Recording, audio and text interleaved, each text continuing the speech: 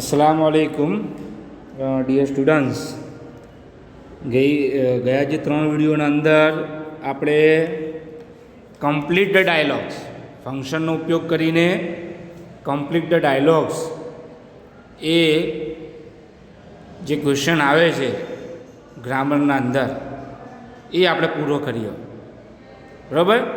હવે સેમ વસ્તુ બીજું એક આવે છે ક્વેશ્ચન ફંક્શનને લગતો જ, કે જેનું નામ છે આઈડેન્ટિફાઈંગ ફંક્શન, એટલે કે વાક્યના અંદર રહેલું ફંક્શન એ ઓળખો, વાક્ય કયા પ્રકારનું છે એ તમારે ઓળખવાનું છે,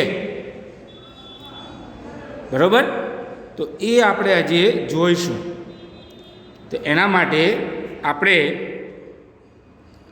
જે અહીં તમે જોઈ શકો છો સ્ક્રીનના ઉપર, કે જરા રોટેટ કરી દો એટલે ખ્યાલ આવે, બરાબર।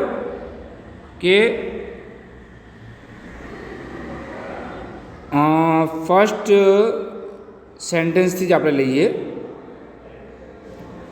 અહીંથી આને આપણે રોટેટ કરીએ।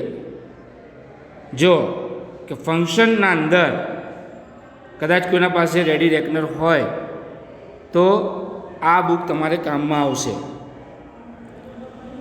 Exercise number 5, match the language function with the sentence. વાક્ય જોડે જે ફંક્શન આવતું હોય એ ફંક્શનને જોડો, એટલે કે ઓળખવાનું છે અને જોડવાનું છે।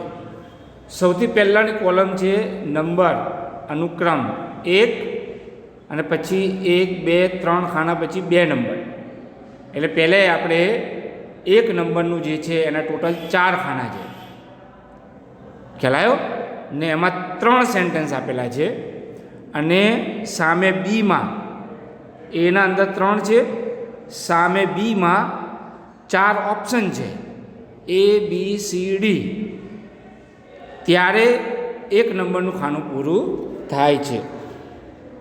Now let's begin. ચલો આપણે સમજીએ, હવે શરૂઆત કરીએ। પહેલું સેન્ટેન્સ છે, my English teacher began to write after cleaning the blackboard. મારા ઇંગ્લિશ ટીચરે બ્લેકબોર્ડ સાફ કર્યા પછી લખવાનું શરૂ કર્યું। બિગિનનું ભૂતકાળનું રૂપ બિગેન છે, બિગિન એટલે શરૂ કરવું, બિગિન, બિગેન, બિગન, બરાબર। ચાલો એને હમણાં રહેવા દો, બીજું જોઈએ। Ashram express does not run faster than Sarvodaya express. ચલો બીજું જોઈએ, આપણે ત્રીજું જોઈએ। Let's see the third sentence, the snake moving on the road was green. હવે આપણે આ 3 જે સેન્ટેન્સ છે એના સામે જે ફંક્શન છે એને જોઈએ। એ ફંક્શનમાં લખેલું છે ડિસ્ક્રાઇબિંગ ડિગ્રી ઓફ કમ્પેરિઝન, એટલે કે અહીંયા તમારે ડિગ્રી ઓફ કમ્પેરિઝન છે, બરાબર। અધિકતા દર્શક જેને કહેવાય, અધિકતા દર્શક ડિગ્રી ઓફ કમ્પેરિઝન, કોઈ એક કરતાં બીજાને ચડિયાતું બતાવે, કોઈ એક વ્યક્તિને બીજા વ્યક્તિ કરતાં ચડિયાતું બતાવે અથવા ઉતરતું બતાવે, અથવા કોઈ એક ગ્રુપને બીજા ગ્રુપ સાથે, અથવા કોઈ એક મતલબ સમજો કે એક વ્યક્તિ છે, કોઈ વસ્તુ હોય વ્યક્તિની જગ્યાએ, તો વસ્તુને બીજી વસ્તુ સાથે તુલનાત્મક કરે, તો તુલના કરે એટલે એ કમ્પેરિઝન કહેવાય, તુલના કરે, સમાનતા કરે। તો અહીં તમે જુઓ બીજું વાક્ય જુઓ, Ashram express does not run faster than Sarvodaya express. Ashram express Sarvodaya express કરતાં વધારે ફાસ્ટ દોડતી નથી, એટલે આ જે ફંક્શન જે કહ્યું છે describing degree of comparison, Ashram express Sarvodaya express બંને વચ્ચે કમ્પેરિઝન થઈ, ખ્યાલ આવ્યો? એમાં સર્વોદયને ચડિયાતી બતાવી, આશ્રમને ઉતરતી બતાવી. તો બીજાનો જવાબ એ છે. ત્રીજું કે અહીંયા એક છે ડિસ્ક્રાઇબિંગ એક્શન.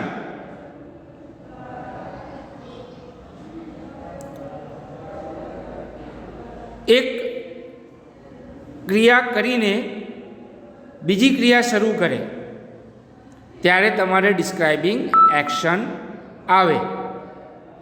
ખ્યાલ આવ્યો? તો તમારે અહીંયા my English teacher began to write after cleaning the blackboard.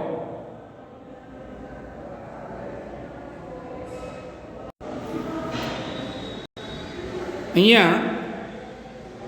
My English teacher began to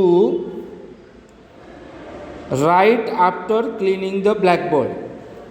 એના અંદર તમારે એને ક્યારે શરૂ કર્યું તો કે ક્લિનિંગ કર્યા પછી. એટલે અહીંયા તમારે ડિસ્ક્રાઇબિંગ ટાઈમ આવશે. ટાઈમ બતાવી દીધો કે ભાઈ ક્લિનિંગ કર્યા પછી શરૂ કર્યું. કન્ડિશન તો છે જ નહીં આના અંદર. કન્ડિશન તો કોઈ કન્ડિશન હોય કે if you work hard you will pass, એવી કોઈ ઇફવાળું વાક્ય આવે કન્ડિશનમાં. તો એને એક્શનમાં એક એક્શન પછી બીજું એક્શન આવે. તો એ તમારે the snake moving on the road was green, એમાં તમારે ડિસ્ક્રાઇબિંગ એક્શન આવશે, કેમ કે સ્નેક છે એ મૂવિંગ કરી રહ્યો છે એટલે એ એક્શનમાં છે. ખ્યાલ આવી ગયો?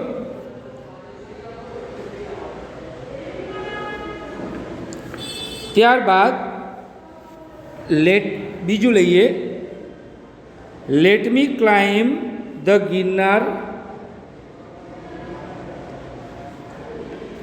Girnar sir. Late me climb the Girnar sir. બીજું વાક્ય છે mount Everest is the highest peak in the Himalayas. તો અહીંયા તો તમને ખ્યાલ આવી જ જાય છે કે mount Everest is the highest peak in the Himalayas. એના સામે તમારે ડિગ્રી ઓફ કમ્પેરિઝન તો આવી જ જાય છે. ધ હોય અને EST લાગેલું હોય. જો હાઈને EST લાગ્યું છે, ગૌર કરજો. એ પણ ડિગ્રી છે, સુપરલેટિવ ડિગ્રી છે, શ્રેષ્ઠાદર્શક, એટલે કે ડિસ્ક્રાઇબિંગ ડિગ્રી ઓફ કમ્પેરિઝન. એમાં એ જવાબ આવી જ જાય છે. ખ્યાલ આવ્યો? અને આમાં પણ જવાબ આવી જાય છે. Mister Shah has been N English teacher four 23 years. તો એમાં કોઈ કોન્ટ્રાસ્ટ તો છે નહીં, બરાબર? એમાં સીધું શું છે? ટાઈમ છે. તમે જોઈ શકો છો ને ABCDમાં બી જે છે ડિસ્ક્રાઇબિંગ ટાઈમ, કે 23 વર્ષથી, એટલે એ ટાઈમ થઈ ગયો. તો તમારે ડિસ્ક્રાઇબિંગ ટાઈમ ત્યાં જવાબ આવશે. અને let me climb the Girnar sir, એ એક જાતની પરવાનગી માંગે છે. કાં તો પરવાનગી પણ છે અહીંયા, અને અહીંયા રિક્વેસ્ટ પણ છે, કે રિક્વેસ્ટ કરે છે કે મને ગિરનાર ચડવા દો સાહેબ. એટલે ત્યાં આવશે ડિસ્ક્રાઇબિંગ રિક્વેસ્ટ. રહ્યું કયું? Describing contrast. તો એ તો આવે જ નહીં. ડિસ્ક્રાઇબિંગ કોન્ટ્રાસ્ટમાં મેં આગળના વિડીયોમાં પણ કીધેલું, બટ આવે છે, ઓલ્ધો આવે છે, ધો આવે છે, ઇવન ઇફ. ખ્યાલ આવ્યો? અને હાવેવર અને એઝનો ઉપયોગ આવે છે. ત્રીજું લઈ લઈએ. Don't speak about the man who is made. અહીંયા હુ આવ્યું, બરાબર? તો તમારે ડેફિનેટલી નીચે ચાર જે આપેલા છે, describing alternative, describing times. Time એટલે સમય, અહીંયા કોઈ સમય આપેલો નથી એટલે એ તો આવશે જ નહીં. ડિસ્ક્રાઇબિંગ પર્સન, હા પર્સન આવશે. The man who, the man પછી હુ આવે. The man, the teacher, the કોઈ બી ધ પછી નાઉન આવતું હોય, વ્યક્તિ આવતો હોય ને વ્યક્તિ પછી હુ આવે એટલે તમારે ડિસ્ક્રાઇબિંગ પર્સન આવશે, બરાબર? કન્ડિશન તો છે જ નહીં, કન્ડિશન તો ઇફ આવે. એવી રીતે unless you work hard you will not succeed. જો કન્ડિશનમાં ઇફ અને અનલેસ વપરાય છે.